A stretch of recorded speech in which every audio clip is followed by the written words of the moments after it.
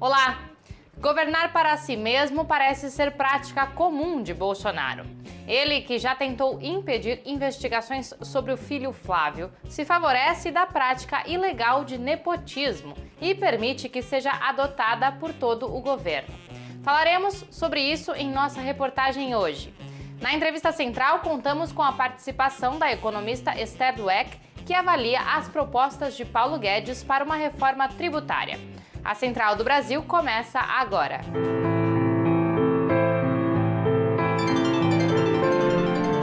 Central do Brasil.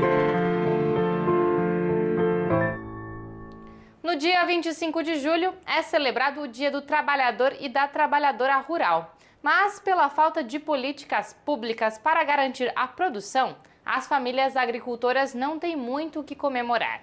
Depois da aprovação na Câmara, o projeto de lei que cria um auxílio emergencial para a agricultura familiar está parado no Senado. Neste momento de dificuldades, os pequenos produtores mostram que a solidariedade é essencial para a vida do povo brasileiro. Quem nos conta mais é o repórter Afonso Bezerra. Trilhos do Brasil. Com 4 meses de pandemia, o governo Bolsonaro ainda não aprovou a ajuda emergencial para os agricultores. O PL já foi aprovado na Câmara Federal e segue agora para o Senado. A demora tem prejudicado não só os trabalhadores rurais, atinge inúmeras famílias que dependem dos produtos dessas regiões. Mesmo sem a ajuda do governo, eles têm tocado a produção e ainda se empenham em campanhas de solidariedade, como explica o dirigente estadual do MST no Rio Grande do Sul, Chiru Silva. Essa ação, que está sendo feita de solidariedade, que é uma solidariedade ativa, ela é uma ação de trabalhador para trabalhador. Então, isso tem um outro significado, que é o trabalhador da cidade recebendo um produto direto de um trabalhador do campo. Então, isso se recoloca mais do que nunca nessa necessidade de uma reforma agrária popular. Sem condições de participar das feiras, os trabalhadores contam com o apoio de cooperativas, que comercializam os produtos em supermercados nos centros urbanos e garante renda para os trabalhadores, como explica Lourival Plácido, da Coapar, em São Paulo. A dificuldade, a demora em aprovação de um programa de governo que permita os agricultores comercializar e poder vender e gerar renda nesse período de pandemia, mas mesmo assim, então, a cooperativa continua atuando, continuou captando, continuou prestando seu trabalho de assessoria, de assistência aos cooperados. Uma atividade similar compartilhada pela engenheira agrônoma da Copirecê, na Bahia, Zene Vieira. A cooperativa tem atingido recorde de produção de milho não transgênico e apoiado diversas famílias no interior do estado. Nós não paramos, O campo, nossos cooperados, os nossos sócios, nossos produtores de milho, Nós não paramos. Inclusive, nós tivemos uma safra recorde esse ano, nunca vista nesses 12, 15 anos, talvez, E se tem um sentimento que move as pessoas a realizarem ações solidárias e a se apoiarem, é o amor ao próximo, principalmente em meio a tanto discurso de ódio e de violência. E o amor é o tema da Parada Cultural de hoje. Vamos conhecer a sugestão do historiador Ivan Lima. Parada Cultural.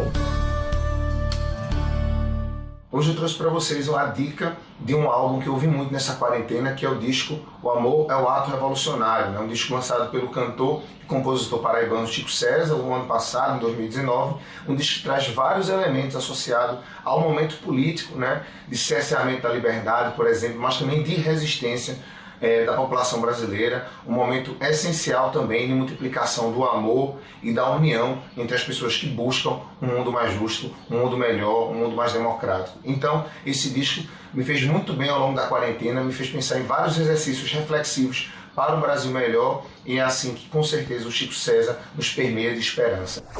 Enquanto algumas famílias ficam sem acessar os seus direitos, como os agricultores, Outras estão contando com regalias e privilégios.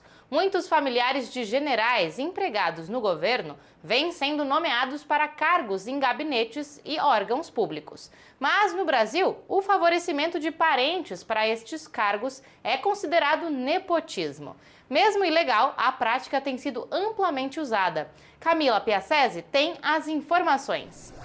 A lista de nepotismo no governo Bolsonaro é extensa. Este mês, por exemplo, a filha do general Braga Neto, Isabela Braga Neto, foi nomeada para ocupar um cargo com salário de mais de R$13 mil por mês na Agência Nacional de Saúde Suplementar, a ANS. O mandatário também nomeou em cargo de confiança no Ministério dos Direitos Humanos Adriana Vilas Boas, filha do general Vilas Boas, e Antônio Hamilton Mourão, filho do vice-presidente, general Mourão, foi promovido pela segunda vez em 2 anos no Banco do Brasil. O professor titular da Universidade do Paraná, Ricardo Costa de Oliveira, investigou Jair Bolsonaro e seus filhos e constatou que houve mais de 100 nomes nomeados em seus gabinetes ligados à família de parlamentares. A pesquisa analisa dados desde quando Bolsonaro era deputado federal e o Flávio era deputado estadual do Rio de Janeiro. Dessas 100, havia muitas famílias com conexões de parentesco ao longo de décadas de atuação parlamentar, como as famílias, dos ex-policiais militares, o Queiroz, o Nóbrega, ex-parentes das ex-esposas do Jair Bolsonaro, de modo que era uma rede de nepotismo na assessoria parlamentar da família Bolsonaro. Bolsonaro parece naturalizar a prática ilegal de nepotismo e para o ex-presidente da Comissão de Ética Pública da Presidência da República, Mauro Menezes, isso revela que o presidente Jair Bolsonaro governa em torno do seu interesse pessoal. Isso revela uma grave distorção, uma violação do princípio constitucional da impessoalidade, que preconiza o devido discernimento entre o interesse público e os interesses particulares. Trata-se de uma prática predatória que termina por contaminar a cultura de serviço público das instâncias dos poderes civil e militar da nossa República. Apesar de atuarem para si mesmos, o governo Bolsonaro não conseguiu abocanhar metade dos recursos do Fundo de Manutenção e Desenvolvimento da Educação Básica e Valorização dos Profissionais da Educação, o Fundeb. Com apenas 7 votos contrários, depois de 5 anos em espera, a aprovação do Fundeb na Câmara dos Deputados é considerada uma vitória para a educação brasileira. O texto que segue para o Senado prevê um aumento de 23% da complementação do Fundeb pela União em 6 anos. Um dos interesses de Paulo Guedes, ministro da Economia, na aprovação do Fundeb era o de sequestrar parte dos recursos da educação para o Renda Brasil, mas ele não conseguiu. Na entrevista central de hoje, Jonatas Campos conversou com a economista Esther Dweck sobre as escolhas econômicas de Paulo Guedes, como a proposta de reforma tributária entregue ao Congresso Nacional na terça-feira. Vamos acompanhar. Entrevista Central. Olá a todos e todas que acompanham a Central do Brasil. Hoje vamos entrevistar a Esther Dweck. Ela é professora de Economia da UFRJ, já foi secretária de Orçamento do Ministério do Planejamento do governo Dilma e vai falar conosco sobre economia. O ministro Paulo Guedes apresentou um esboço de reforma tributária. Muito se fala de uma nova CPMF, mas, de fato, quais são os pontos mais críticos dessa reforma?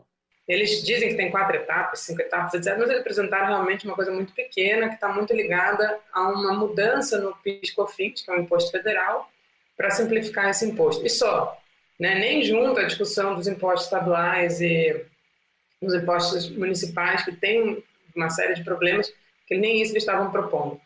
E eles não enfrentam, apesar de estar lá no PowerPoint dizendo que existe esse problema, eles não enfrentam o grande problema do sistema tributário brasileiro, que é que os mais ricos não pagam impostos. Né? Isso eles não enfrentam, eles dizem que vão enfrentar mais à frente, mas eles propõem uma coisa que é de onerar um pouco a pessoa física, mas desonerar a pessoa jurídica. Não é ruim, mas simplesmente uma intenção, eles não fazem isso, e justamente as coisas mais importantes que estão numa proposta de reforma solidária, né, de reforma tributária solidária apresentada pela oposição, nada disso está coberto por esses pontos da reforma apresentada pelo Bolsonaro.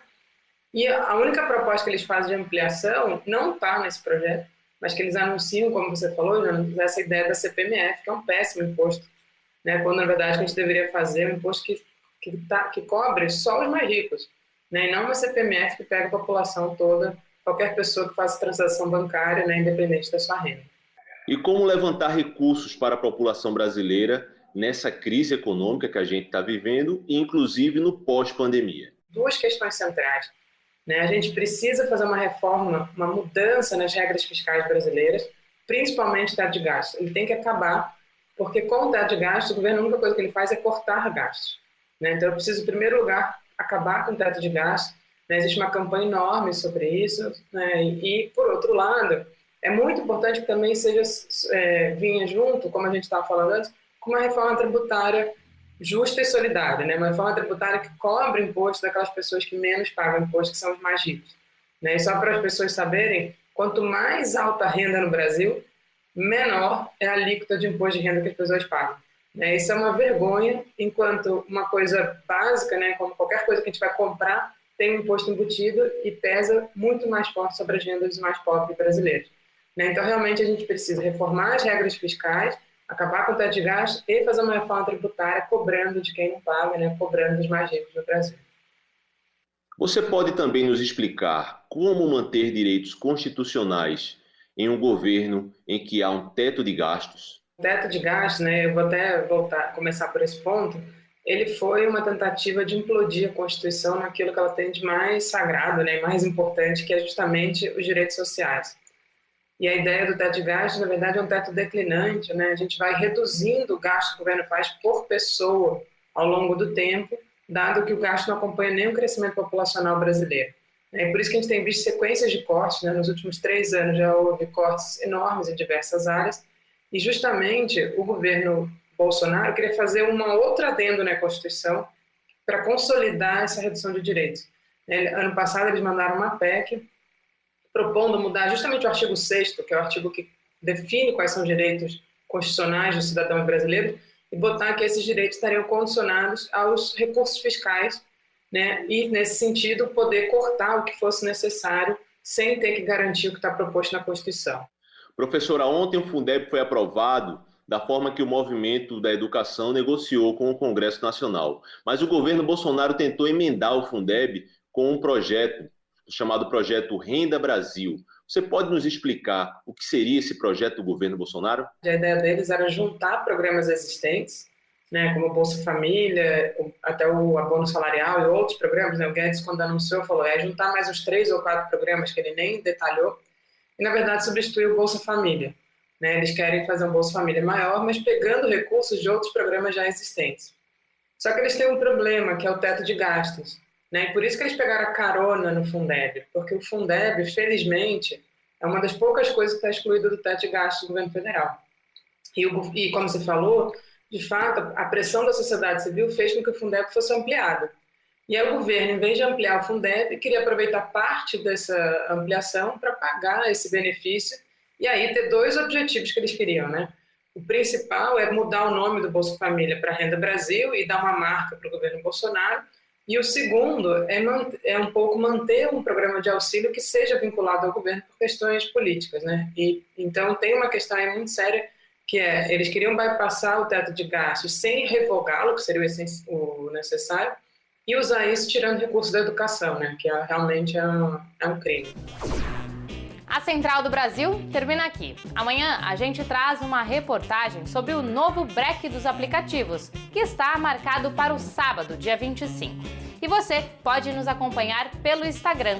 Basta seguir @Programa Central do Brasil. Até amanhã!